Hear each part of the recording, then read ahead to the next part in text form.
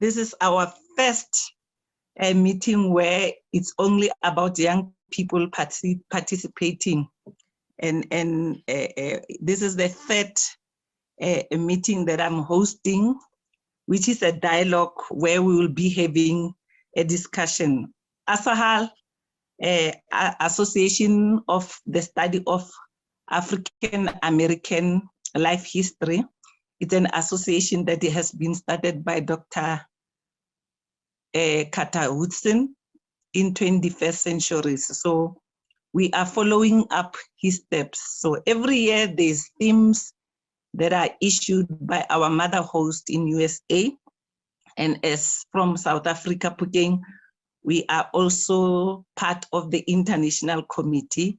And I'm also the member, and my name is Pauline Magauta Molokwane.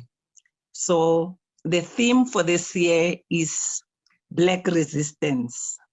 And this is a broad theme with deep discussions. And why I chose young people this year, it is because we ended up having a conversation about it. And I find a lot of interesting facts in them prior to this meeting. And when I was writing my script, that is when I realized that we need an opinion of young people regarding Black resistance. And yes, there's a lot of research that the committee of ASAHAL has been doing, and I acknowledge their presence, their support, Mrs. Dorothy Bailey, Barbara, Spencer Dunn, and Gloria Brown Marshall.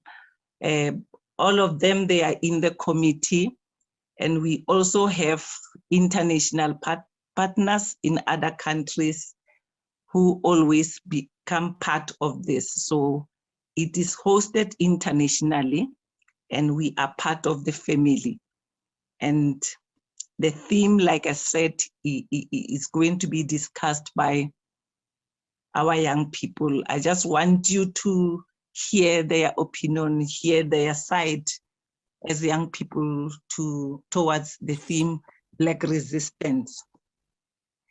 And I had a lot of questions that I've stated, and I know it's going to challenge them, and it is also going to challenge us as adults, because there is a lot of diversified culture, and our past culture was different from how they do things in this era. Normally here, there is this term here, 2000 or 2000 born generation. So we want to hear from them about that, and then I will ask them to introduce themselves. So it's all about Black resistance. Is there any change when we link it to our history, our past, the inheritance and the legacy that our ancestors has left in terms of our traditional morals and values? Is our young people preserving that? And what is the challenge today? And where are we going in the future with regard to Black culture, traditions, religion? So I'm challenging young people to share with us how does they feel about what is currently happening, and is there any impact to resisting to be a Black young person, and where do we take it up with this? In America, we know there's shooting, there is police brutality, which is based on the history of slavery. So every time when they share their experience, they look at the slavery history. With us in South Africa, we look at apartheid regime. And at the end of the day, this is affecting the Black society, our culture, our tradition. Where are we going as young people? Will we come with a change? Will we preserve the change? Will we be part of the change? And will we come with positive impact and leave the legacy for the next generation? With us, we are trying to come up with the change, but we are still in pain of the past. We are still experiencing racism. We are still experiencing economical disadvantage. There is a lot of political disputes in South Africa. So we are sharing this with you, our families internationally, to say, where are we going with this change? What must be done with this change? What is making us to resist as Black people? I would like to welcome Pastor Kopano to introduce himself. And then from there, Remonele will introduce himself. I saw Tire coming in, so we will wait for him to come in, but we will continue with the discussion. Over to you, Pastor Kopano.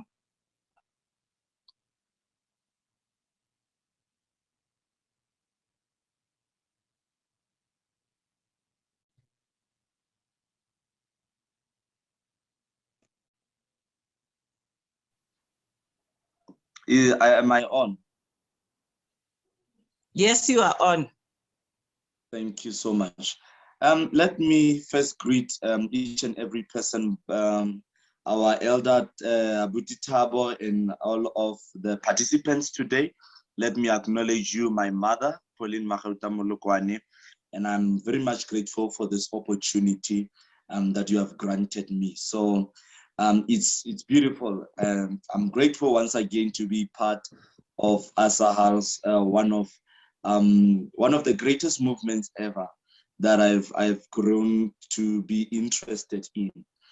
I am Kopano Selo Peto in full. I am a youth pastor. I am a youth coordinator. I would just say I'm one person who's so much in love with the young people. But once again, I am a very cultural person again. I'm one person who is very proud to be an African. I'm very proud to be a child of the soil. So I'm a cultural Tswana poet, currently in the process of writing my poetry books.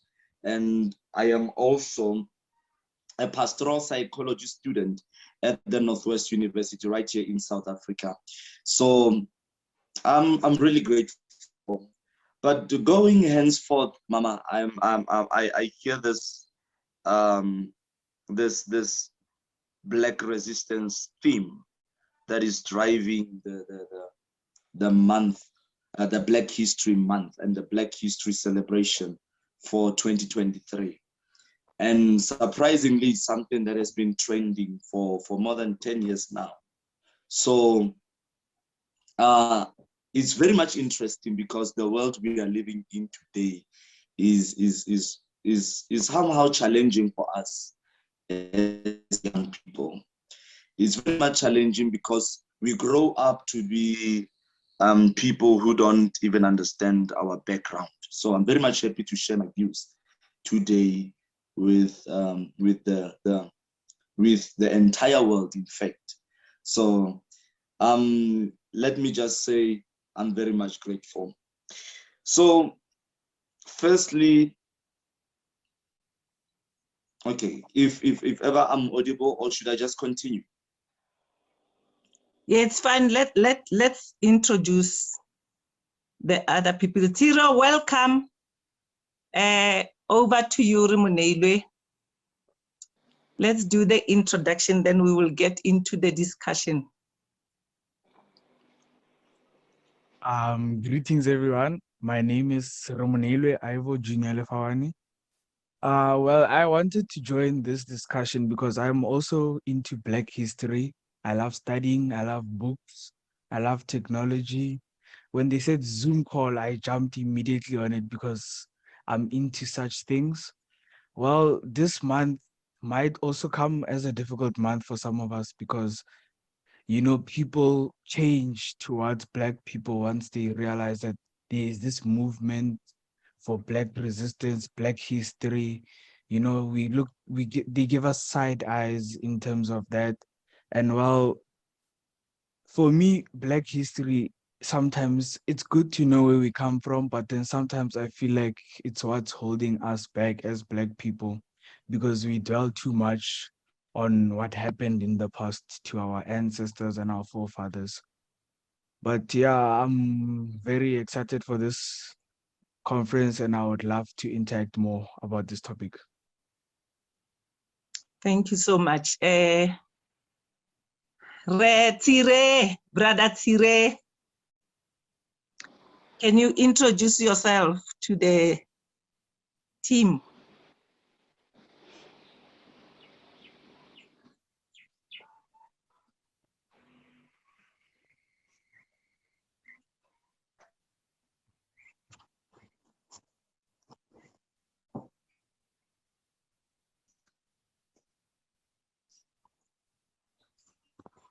I think Tire has frozen.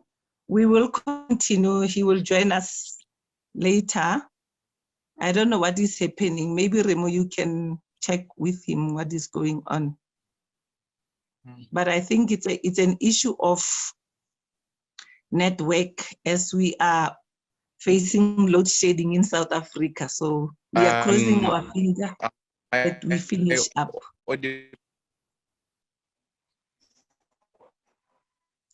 Hello, Tire.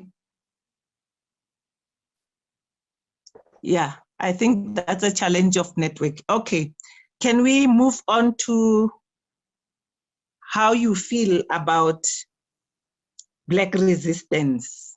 And I heard Remo saying that, yes, we can dwell in the past, but the past can also hold us not to move forward, to change to what is currently happening, whether in education side, sports, culture, religion, how we conduct ourselves as young people, the communication between young people and elderly people, and the events that I earlier mentioned that is currently happening. One point that especially in education part, if you can remember in South Africa, we had a lot of marches around education, how the language should change, how to come up with the best curriculum that can create jobs. That's education. And then with sports, the access to sports facilities, the engagement or the approval of our young talented sports men and women to go abroad and showcase their talent. The channels there, the law there, the accessibility is very challenging. With tradition, it's a case of the communication, the family dynamics, how we communicate with you guys.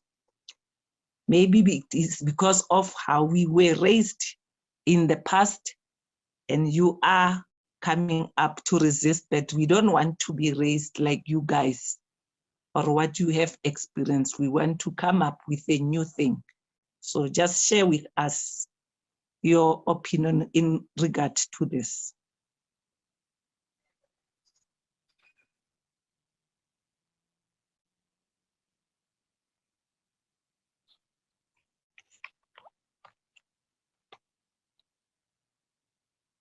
Pastor Kopano, Remuneibe, Sire, welcome. Am I allowed to speak? Or maybe you wanted to answer that before. Answering the question and also sharing your opinion in terms of what you've prepared. Okay, because I think let us hear first from Raymond so that we can understand his view more, because he's something that sounded so much personal, and it seems like something he's going through, so that we can expand on that. All right.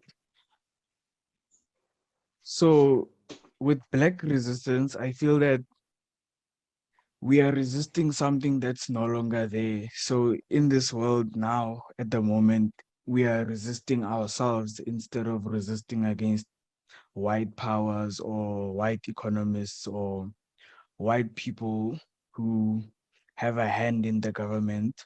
Because at the moment, even if you look at the South African government now, it's mostly run by Black persons, but there is no way forward. So us ourselves as Black people are holding ourselves back because of the trauma, the anger, and all the baggages we are holding with ourselves from the things that happened in the past. So with Black resistance and all of the Black History Month, I feel we are overdoing it as well, because we are bombarding the youth with all these traumatic events, which could also give them the trauma that our elders have now. We are basically passing on trauma. So why is it that in Black History Month we say we are celebrating Black history, but we are basically showing off our, not showing off, but showing all the bad things that have happened to Black people, which could cause a downfall in the youth's confidence, could make them question themselves, ask themselves, why did I have to be Black? Why are my friends white? Why? It has a big role in the mentality of Black people as well. So I feel as well, Black History Month and Black resistance, all the things we are celebrating, conversing about, talking about, it's good to talk about them once in a while, but we need to talk about them more in a more uplifting way to the youth, to the coming youth, because I am an example as well. Because whenever I hear of Black resistance, it's good to learn. I love to learn as well, because it's nice to hear that, okay, these people like Harriet Tubman, people like all those slaves that have worked hard to get the Black people to where we are now, to get Black people where we are now. But at the same time as well, it's not a nice thing to hear. It's not a confidence booster. It's just looking at the negative part. So I feel from now going forward, Black History Month should be a more positive. Should have a more positive aspect to it, unlike repeating, because it's been years since we've had Black History Month, and all it does is we showing videos of slaves getting whooped, slaves getting beaten, and I feel it's not good for the coming youth, all the younger people, the ones coming after us, all the millennials, all the Generation X coming after us. It will it will just be an endless cycle of slavery, but it doesn't need to be physical anymore, because the oppressors are not the white people. We are our own oppressors. So yeah, I would like to hear your guys' perspective on it.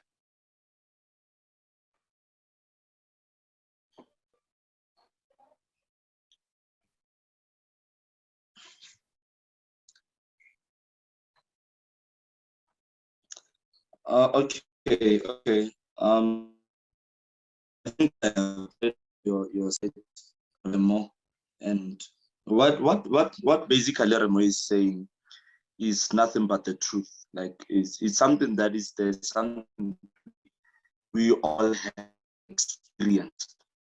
And it sounds like that, Remo, and I think until a certain level, because immediately when I enrolled for a history module right here in my university, I felt like I never wanted to engage in history anymore. My reason is this, because if you can really check well, the majority of the history that we are given is more of the European history. But now we need to find out what happened to the voice. I think you are when you say we are not supposed to dwell on the negativities that are there, especially now because it's affecting our youth so much. Now we have people who become politicians for wrong reasons, only because of the anger, the traumatic experiences of the past. So again, it affects us. But again, I see that it is very much again important for us to go and rather to remind ourselves where we are coming from, and to know our history and to know our roots. Our roots or our background can be painful. Yes, it is very much painful. What our grandparents passed through, it is very much painful. But us as the youth, the issue that we have today is perspective, how we look at history. Do we take history as a weapon to make positive change? Or do we take history as a weapon to attack another race? Then if we take our history to attack another race, then we are not better than the whites who's enslaved our parents long ago. So, but if we take our history and learn from it, and rather choose to take the positivity of it. For example, when you study the history behind, or the story behind Black resistance, you realize the power that Black people never realized they had it. It was there inside of them until they stepped up and they said, no, we don't want this, this is what.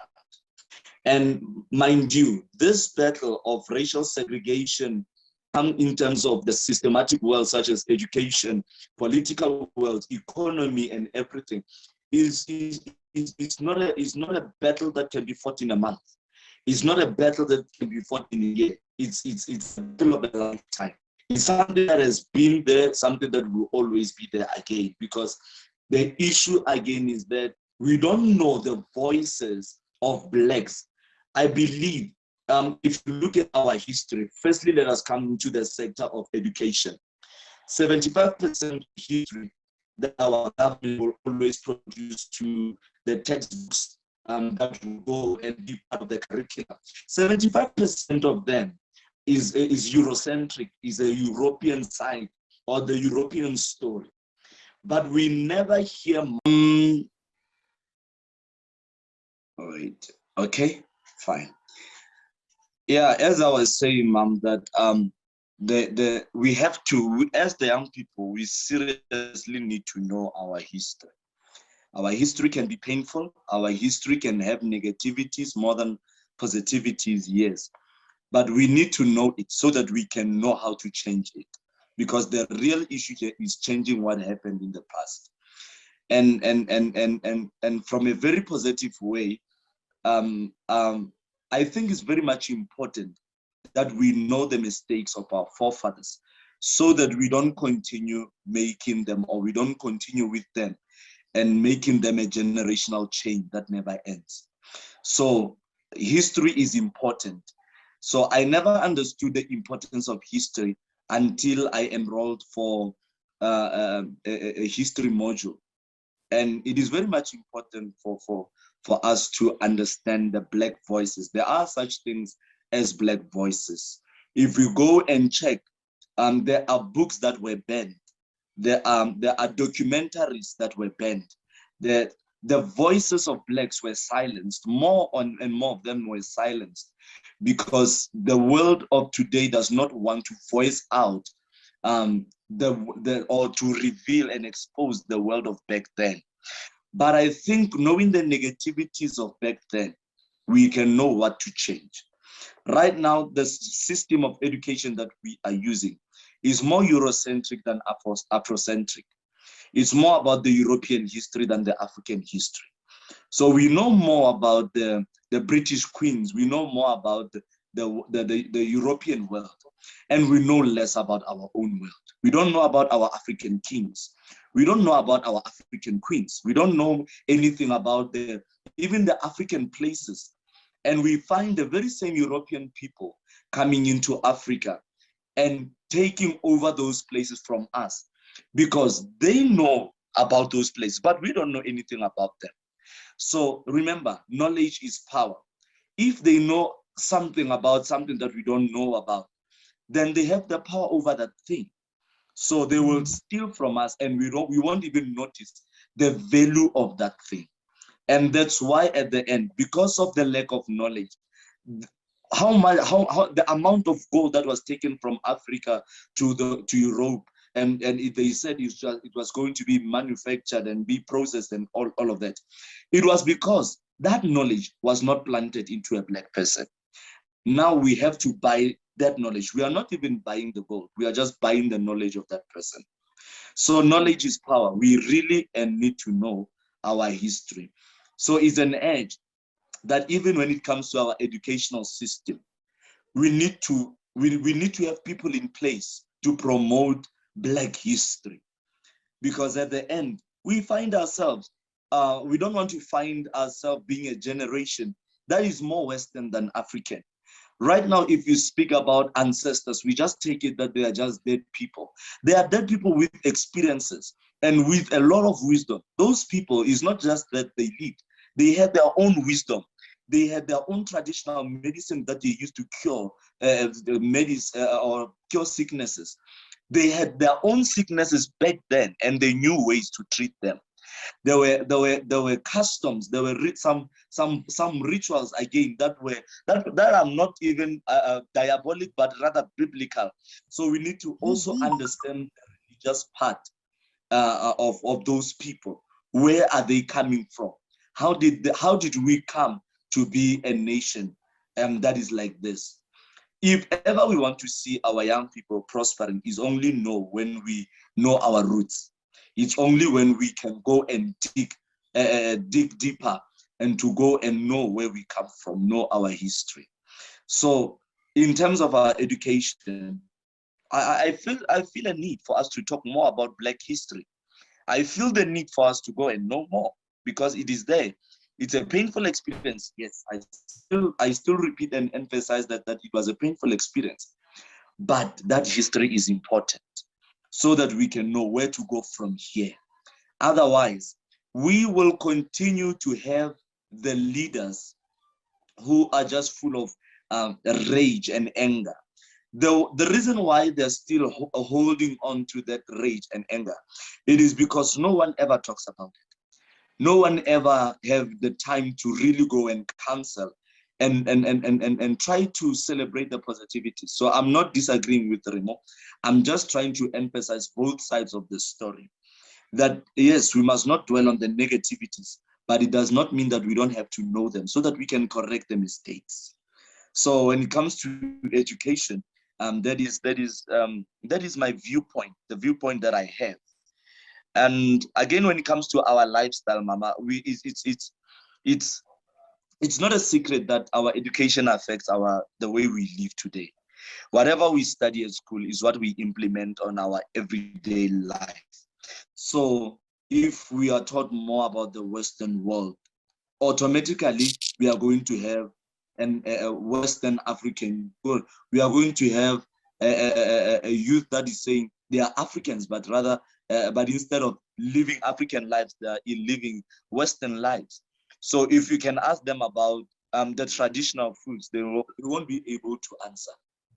If nowadays, if you can ask a 16-year-old girl how to cook mabele, you'll find that many of them don't know how to cook mabele.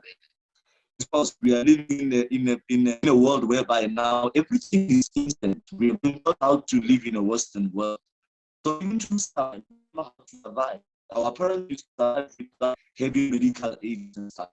But because they had herbs, use the indigenous medicines. So if we don't have the knowledge of that, how will we survive? Nowadays, we see our economy, the way everything is just going up. And we see the struggles. How are we going to survive if we don't go back to our roots? So I think history is important for us to explore. Thank you. Maybe the challenge that we are having is to make it an educational curriculum than starting it at home, where it becomes part of us as a family. That can bring change, where we tell you what happened than only when you are at school knowing what happened, because more there, that is where the point of Remo comes in to say it's only about hateful things, violent things, rebellious things, and we forget about the positivity of, or the good things that has happened in the past. And maybe it is because of the anger that you are talking about, from as the bitterness that is raging on how we run our politics and how we present to you when we fight against economic policy, educational systems, sports involvement, or our constitutional right. I agree with both of you that yes, we need the history.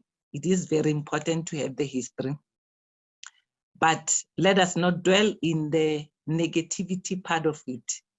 As Remo is saying, let us come with change. And then I think with Black resistance, I had questions that I stated in my notes that is it because we are resisting change, or how we are treated constitutionally, or how we are treated equally gender-based, or how we access economical benefits? And is it racism between Black and white, or between a Black person and a Black person? Because the fact is, we are still having the issue of unemployment. Whether you are graduated or whether you have whatever. Economy, there are people who have registered businesses, but access to tender, access to their economic stability, it's still a challenge. So I agree with Kopano to say, let's refer to the history, but with change. And what can be done? Maybe because we are angry and we come with solutions based on anger. With you guys, maybe you can say, elderly people, yes, they have past painful experience, but as young people, this is the way forward. Remember, I'm saying, I said earlier, it should start with the family. Even if the education is influencing, the education system is influencing you in school. But what is happening to the families, to your parents? Are they sharing the history? Or is it about the communication issue? But the challenge with us to have this resistance, it is because of the past, the present. The challenge is, are we going to reach the future? And with the adult, we are getting tired. Age is catching up with us. What baton can we give to you guys so that when we talk about education, Kopano, when we talk about economy, when we talk about politics, we can see a light that the young people have taken the baton, not with anger, not with bitterness, but with change to address issues that are affecting them, to be better leaders and to run the economy or the politics of their nation. That's my take. I don't know what's your take on that? Remo?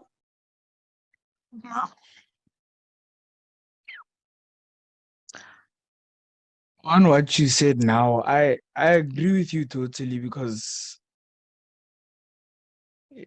at the moment it feels too stagnant. Like we are just dwelling on the negative. That's why if it starts at home, the parents are more interactive in this history. They are teaching their kids. They are forgetting about their emotional baggages and all of that. It can bring change towards the coming generations.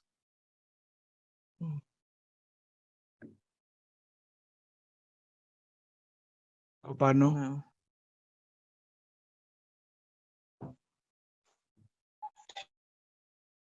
I just complain. Can we hear from Abu Tabo? Maybe Abu Tabo has something to say. Can we give him an opportunity? Hi, everyone. Hello, Abu Tabo. I've been listening, but I think Kopana is got a point somewhere that we need to, especially our kids, they need to be taught about our history. Even it's painful. They need to know it, because it's just, look at American, they're still celebrating it even now today, because it was more painful than what our parents experienced in South Africa. So we need to, they need to take it, to learn it, and take it forward, because I think because now we are looking at them as the future parents of tomorrow, and then they need to go forward with history is just a backup for them, so they know to know what has happened and how to go forward. You can't go forward without having a backup. This one, because most of our kids, it's a concern, because it's just you. I thought I will see more youth here in Zoom who will be discussing, they'll give us their point of view about this black resistance. But now I'm happy to see that there are few who are interested and who are willing to go forward and to change things, because now we are all looking at them. They need to make some changes as their future parents.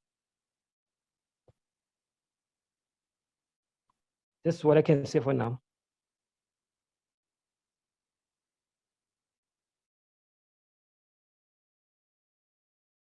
So to save time, I think we are running out of time, and I just want us to wrap up that moving forward, we need to reference without being negative. Yes, reference that this was happening, as negative as it is. But as young people and as parents, we need to join and change how we communicate about the past to the present, so that we can have a better future. And that is what we are saying, that yes, it's painful. Maybe, like you're saying, there is currently a burning news in America about Ty Nicholas, who has been brutally murdered by police. And that is a reference to the history. Like when Rimo was mentioning that even young people, when they do the reference, they only look at the negative part. But we should say, out of that negativity, out of that struggle, out of that apartheid challenges, out of that slavery challenges, a voice was heard. Dr. Martin Luther King, Dr. G. Carter Woodson, President Mandela, a voice was heard. Their voice was heard. That is why there is changes that happened. But the challenge now is, will young people, not in rebellious as the youth of 1976, but with the knowledge that you have now, moving forward, can you come up with strategies? Can you come up with a way of not saying, because the white people did this to us, we are going to rage against them, or what? That what a slavery issue affected us or our ancestors, but I can give a reference. Some of you are now attending school with different cultures, Indians and white people from diversified cultures. And I believe there's no much resistance like with us. So that can be a starting point. But like you mentioned, that changes when you also know who you are as a young person and your history and where you are going. That can help because white people know their culture, they influence their culture to us, but can we resist, not to be impacted or influenced with somebody's culture and be proud of our own tradition, our culture, even if the education system can come with their own curriculum that is westernized. That is my conclusion to say, whether education system, whether sports, whether economical impact, whether political disputes or whatever, a young person must do more research, referral to the history, and come up with collective, common, holistic approach to bring change so that you don't behave like us based on our anger and the past experience, but say our current experience is this, and we are moving forward, and we're gonna deal with the Black resistance, we're gonna deal with our family dispute to bring change. We are not our parents, we are this generation, the peculiar generation that will bring change from our history to where we are, but still preserving the history without being influenced by westernized or colonized system. That's my closure. Remo, what is your conclusion? And then as a way forward, and I will also give a Kopano to do the closure. And then we apologize for Tire and Isaac, they couldn't join us. But the most important is the information that we got today. And thanks to Remo, thanks to Kopano, thanks Abutabo. And I believe we will continue to have this kind of discussion where we share with our African American sisters and brothers. Thank you. So on top of what you said now, Mama Hololena, I believe that the more we speak about it in a more positive aspect, like we are doing now, the more we spread this information, the more people know, the more people have ideas of how to move forward, the more we dig, the more we climb up this ladder that we've been at the bottom of for so long, the more we can become a higher class of people, a higher class of race. Like at the moment, we ourselves also downgrade Black people as a whole. Black people are always seen as this negative race. So if what we are doing now today at this moment on this Zoom conference continues to grow and grow, I feel more and more people will feel more confidence in themselves. And us ourselves as Black people also need to find our identities. Like we need to understand who we are, where we come from, why we do things the way we do them. And I believe also it should start with our elders as well, so that from our elders, that positiveness that's coming from our elders, we will also carry it down to our kids, and our kids will also carry it down to their kids. So in the end, in the closing of this, I believe that the best way for this to grow, for the best way for change to happen is for this information to be spread worldwide. So I thank Memamogolo, the ASAL community for this opportunity to speak on the platform. And I hope more and more young people like me will have the braveness. I think young people do see these, they have social media, they have all these things, they see these links, they see all these Zoom links, all the Instagram live links, everything. And it's not like they don't have, most youth do have the accessibility, the technology to be able to load onto these platforms, but they don't take that chance because themselves also don't know who they are. They are not confident in themselves. And if we can change that, I think us Black people as a whole will have a way forward in life. So thank you for this opportunity. Thank you so much. Kopano.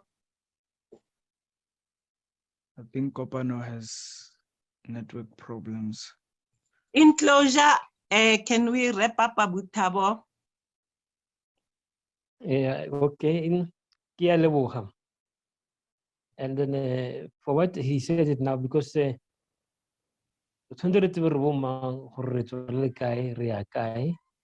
that we can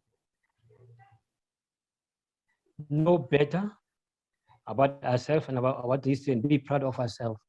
Because now some of us, we just know us from our parents. We don't know what happens to our grandfather, great-grandfathers.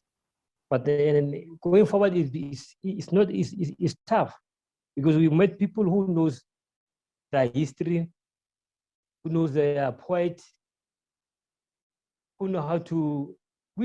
Some of us, I don't know my poet, but there is a poet somewhere there which tells who I am, but I don't know it. So I'm very grateful. I would like to thank you guys to give me opportunity to be with you in this Zoom, because I'm more interested in African history. And then I think it will make me, especially when the youth are in, we will sit down and share some ideas. Thanks.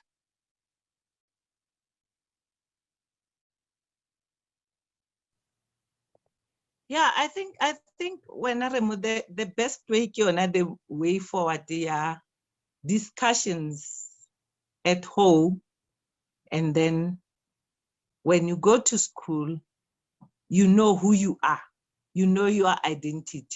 So even if you know your identity, think about, for an example, an Indian child will never be influenced in their traditional morals and values. Even if they can engage with you guys in school, as a Black child, you will never influence an Indian child with your culture or your religion, but they are still part of the curriculum of South Africa.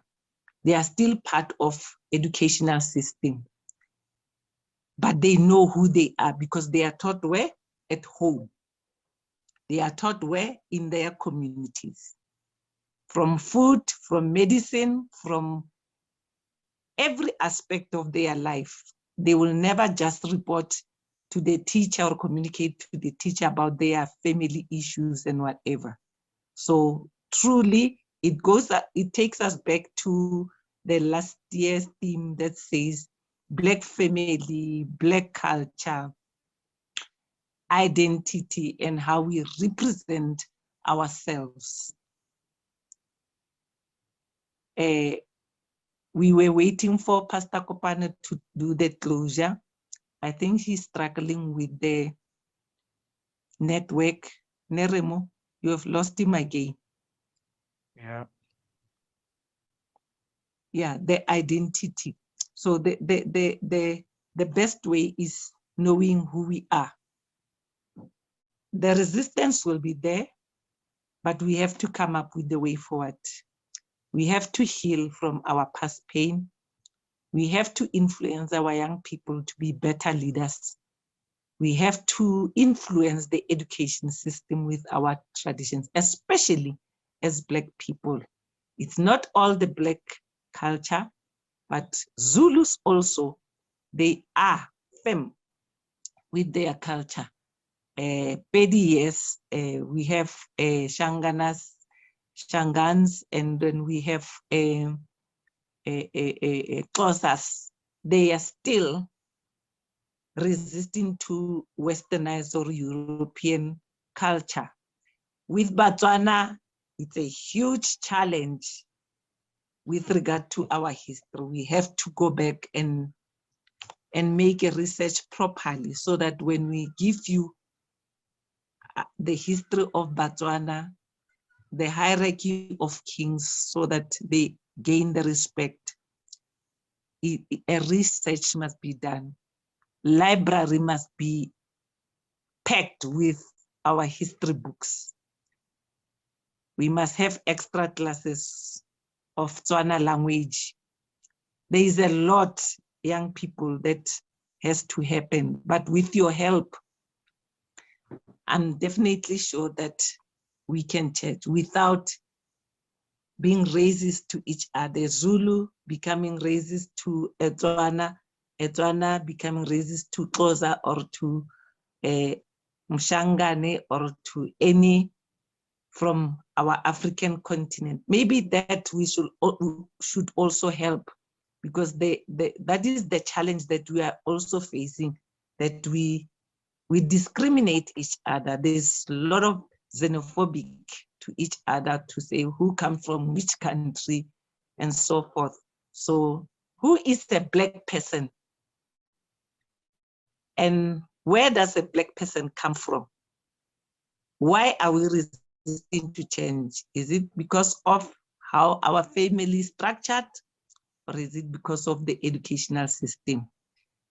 That is also a challenge to make a closure, as we have lost other participants. But in closure to what Kopano was saying was, let us refer back to the history. Let us maintain it. Let us preserve it. Let us make reference to it and come up with a plan so that the identity of a Black person is known and can influence other culture. That is the challenge. Stay blessed. Thank you. Amen. Thanks. Thank you.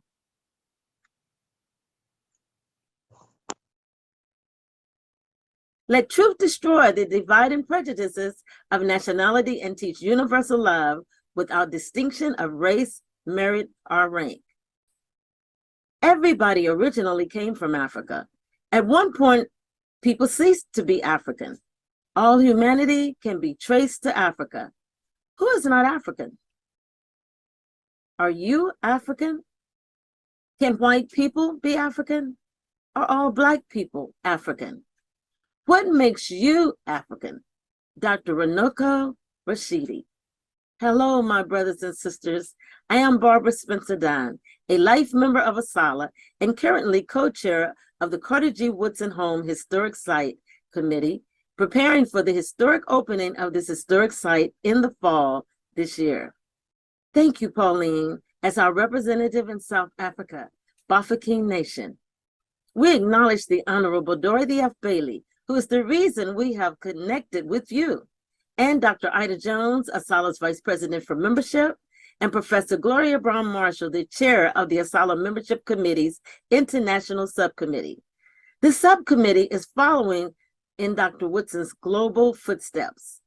ASALA's newly elected president is Dr. Marvin Delaney.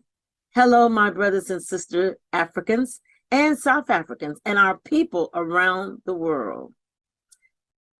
Dr. Woodson once said, the Association for the Study of Negro Life and History has no set solution for the problem of race except to learn to think. In order to help make this world a better place to live, people must have the truth of our shared history.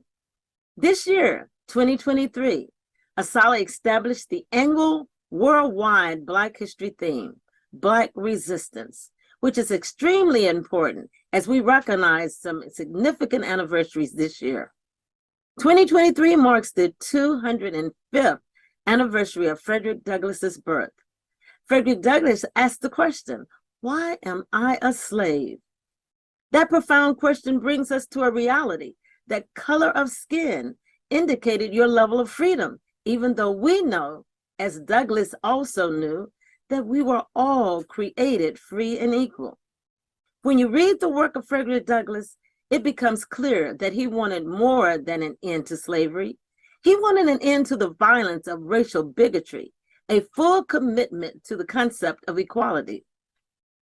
This is also the 90th anniversary of Dr. Woodson's seminal work, The Miseducation of the Negro. Though written 90 years ago, it is unfortunate that it is still relevant today. Dr. Woodson expressed in this seminal work that he was convinced that education in Black history at all levels of the curriculum was essential to the psychological health of Black people and all people, regardless of the color of our skin. He argued that racial prejudice was taught and that racial attitudes were formed by adolescents and thereafter were difficult to change. Again, there is one race, the human race, and the color of our skin is but the essence of the beauty of who we are as individuals, born free and equal. We also commemorate the 55th year after Dr. Martin Luther King Jr.'s tragic assassination. Dr. King once said, intelligence and character, that should be the goal of education. Yes, intelligence, character, integrity. Dr. King, as a man of God, knew the importance of our culture's belief in an almighty, all-knowing God, and once provided a powerful definition of a believer. When you are a believer, people around you expect certain behavior. When you are a believer, it keeps you from thinking too little or too highly of yourself. You see yourself as a servant, and you discover and operate in the purpose you were created to fulfill. We are all created with purpose, and you know the power of love for mankind. All three of these great men, Douglass, King, and Woodson, expressed the necessity of love for humanity. The final anniversary I will highlight is the 50th anniversary of Tony Brown's interview of our esteemed ancestor, John Henry Clark. Many of you may not know Dr. Clark, but he visited the continent of Africa often. He told us that every man receives two educations, one you are given and one you give yourself. He was self-taught, but one of the most profound intellectuals, even to this day. Dr. Clark attended many of Asala's conferences, and a quote from his interview in 1973 guides much of my conversation with you today. He was a member of the Association for the Study of Classical African Civilizations, founded in 1984. Along with several scholars, historians, this organization was envisioned while these men were attending an Asala conference, as were many strategies and necessary organizations formed to empower the community of Africans born in the United States of America. Those conversations many times began right at Asala.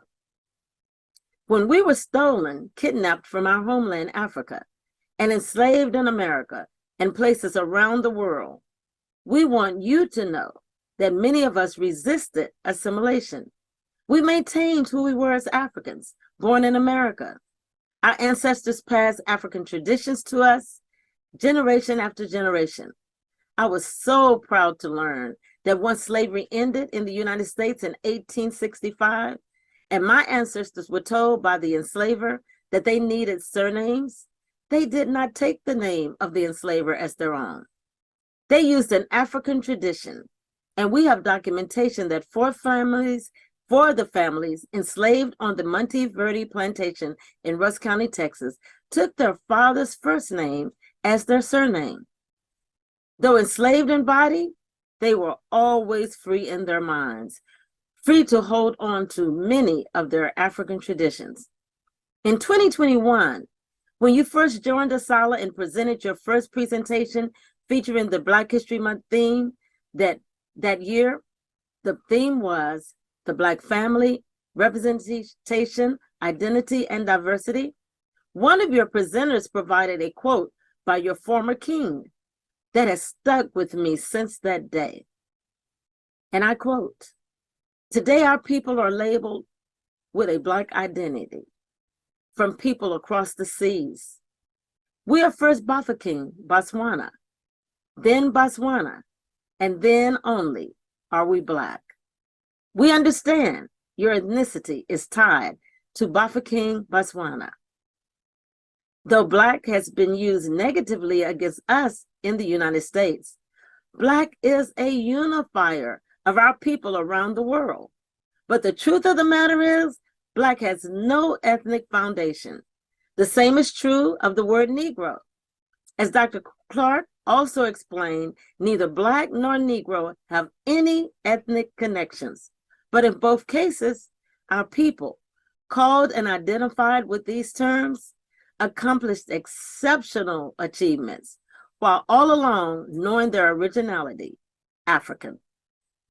50 years ago in 1973, in the above-mentioned interview, Dr. Clark said that Black is a political term and a term that indicates our self-awareness at this juncture in history. And Clark said, I think we really need it. We need to bathe in the Blackness for a while, but I wish we'd get the bath over and go on to something a little more important, because Black in itself is not an ethnic term. Remember, this was 50 years ago. As Dr. Clark continued, Black will tell you how you look, but it doesn't tell you who you are. We are essentially an African people. Wherever we live on this earth, we are essentially African people, and we relate to the millions of African people throughout the world, including the uncounted millions of Africans in Asia. We are complete people, and we need to start looking at ourselves as a complete people and release our energy for a lot more important things. End of quote.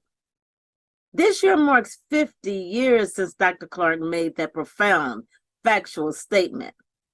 And it is a perfect marker for us to release our energy on this very important truth in action. With this year's Black History theme, Black Resistance, let's put the lie of colorism to rest by ensuring that families around the world will have begun enlightening the younger generation that the color of their skin is just a part of the essence of the beauty of who they are.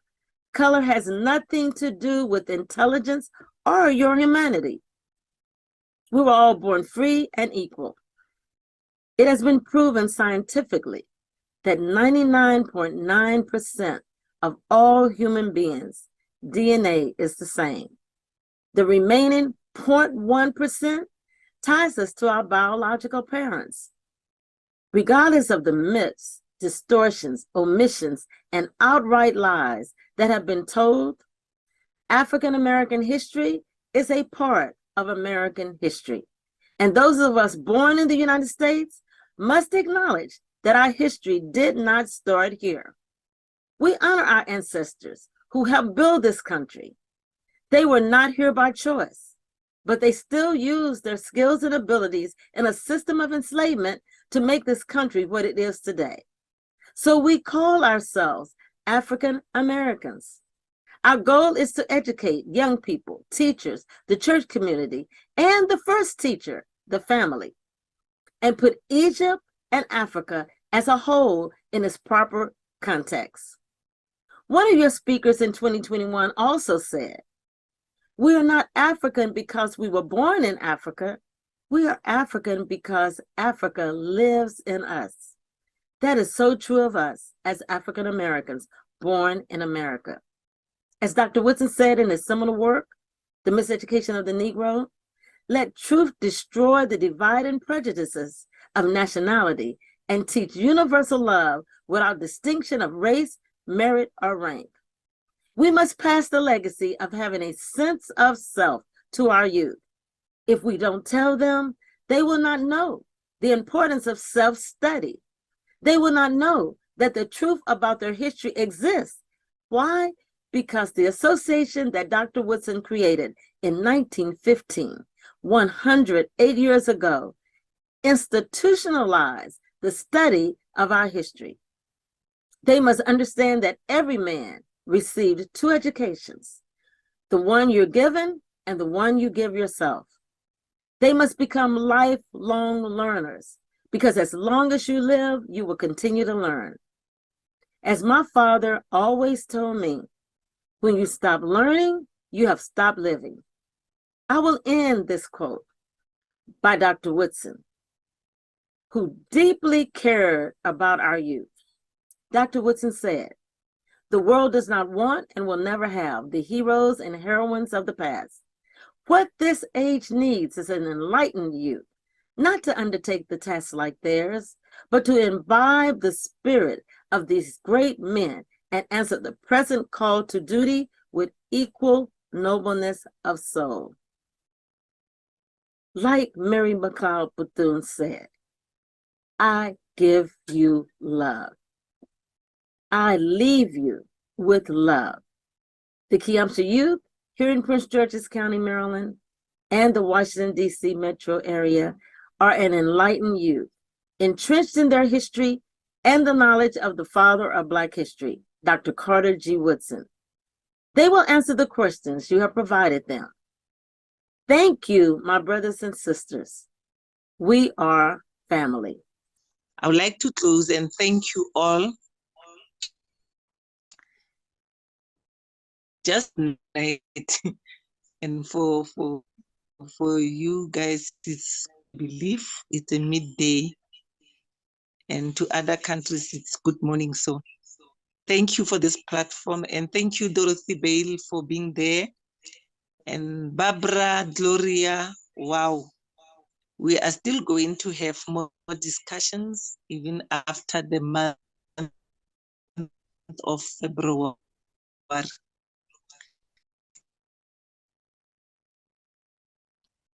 I would like to again thank the ASAL national and international community for this platform and opportunity to participate in this dialogue.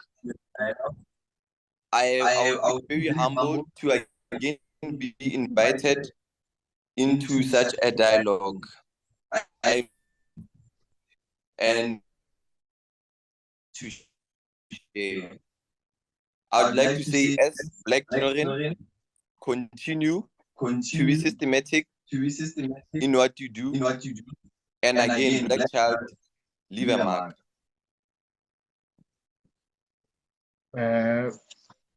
On the closing of this dialogue as well, I'd like to thank the ASAL community for welcoming us and giving us this opportunity.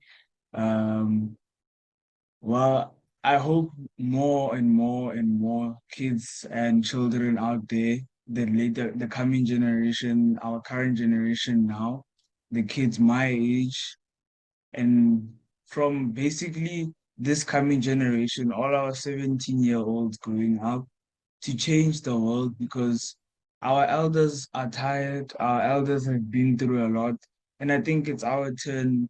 Change starts with us, and the more and more we incorporate kids into these dialogues, these discussions, these Zoom conferences, I feel more and more knowledge can be spread from that. I said this again last week, that it's knowledge is power for us Black people, because we've been suppressed mentally for so long. So the more and more we know, the more we learn from our mistakes, the more educated we become. And bit by bit, we will see change in the world where Black people can also be happy and live the lives you all want to live. And thank you very much for this opportunity. Thank you. Good night.